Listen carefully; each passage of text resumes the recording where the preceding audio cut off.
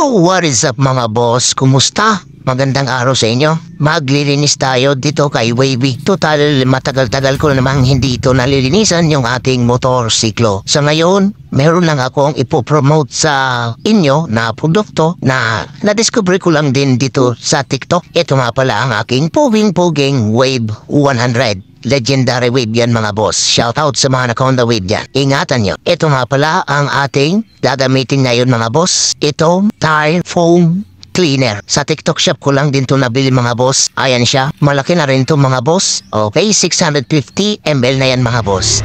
Madali lang i-apply to. I-shake nyo lang siya ng maigi bago yun siya i-spray.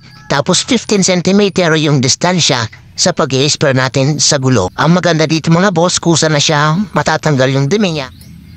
At dito na nga tayo sa exciting part. Para ka lang din naman dito nagpipintura ng spray paint kagaya neto. Bumubula siya mga boss. Pinipenetrate niya yung mga dumi-dumi na nakadikit yan sa mga gulong natin. Ganyan lang yan mga boss. Wala ka nang ibang gagawin dyan, kundi i-spray mo lang talaga. Ayan o, tinan nyo. Linulusaw niya yung mga putik-putik, alikabok at kung ano pang dumi ang nakakapit dyan sa mga gulong natin. Hindi lang to pwede sa mga motor, pwede rin to sa mga sasakyan. Any kinds of sasakyan, basta may gulong, as long as na may gulong, pwede yan mga bossing. Legit na legit to mga boss ko, diba? Mabilis malusaw yung dumi neto.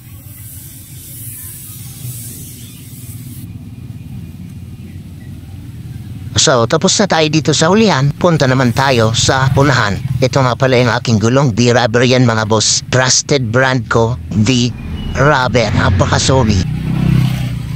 Dito naman tayo sa unahan. Same lang din ang process na ito mga boss kung anong ginawa natin sa hulihan na gulong. Ganun din ang gagawin natin sa unahan na gulong. Ang size naman pala ng gulong ko dito mga boss sa unahan is 50-100 by 17. Siyempre, V-Rubber din yan mga bossy. Ganyan lang ang pag-spray niya mga boss. Shake well before use. Yan, ganyan lang.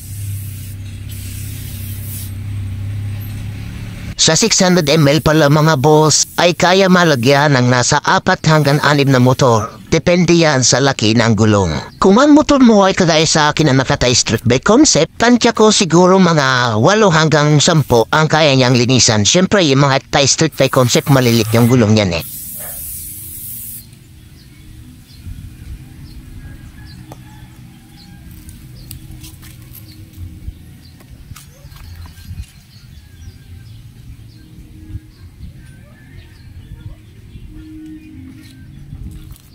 Ganito na ang magiging resulta niya mga boss. Wala pa akong ginagalaw niyan pero kita niya naman, napakakintab na. Parang bagong-bagong bili lang din talaga.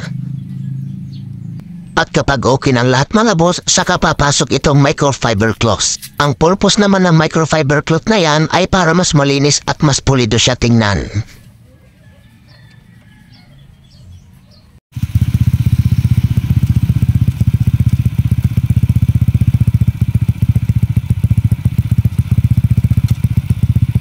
Kaya sa mga nais din bumili nito, available yan sa Yellow Basket natin. Dito lang yan matatagpuan sa ating TikTok shop.